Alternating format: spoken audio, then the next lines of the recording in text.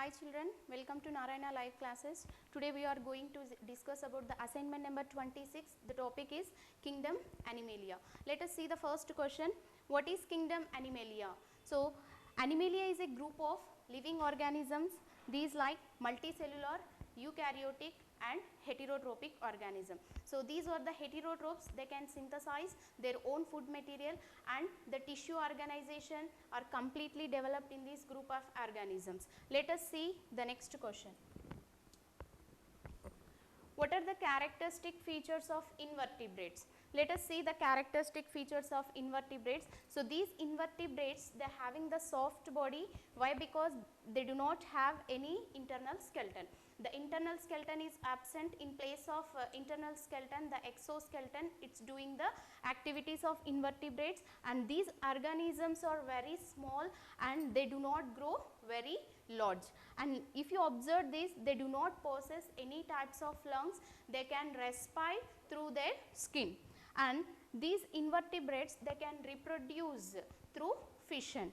And in these some invertebrates, they stay in one spot, and some invertebrates, they can fly, and some invertebrates, they float and swims and crawl. So these are the characteristic features of invertebrates. Let us see the third question. See here, what is Porifera? So these Porifera, it belongs to first organism of the Animalia kingdom.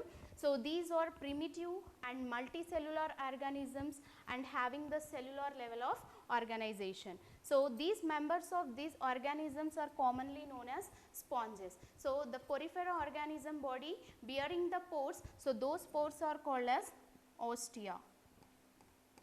So because of the spongy nature of this Porifera, so these are commonly called as sponges. Let us see the fourth question. What is Coelenterata? So most of the coelentrates are marine and few of them are freshwater. So Coelenterata is the another group of Animalia kingdom. So these are marine organism and few are present in the freshwater. The best example is Hydra, and these organisms are diploblastic animals. So these having two germ layers, that is endoderm and ectoderm. So this possesses tissue level of organization. See, this is the example of Hydra. So this Hydra, it live in freshwater. Let us see the fifth question. See, first time the digestion, respiration, reproduction are seen in which phylum? So the options are Porifera, Coelenterata, vertebrates and sponges. So the correct option is Coelenterata.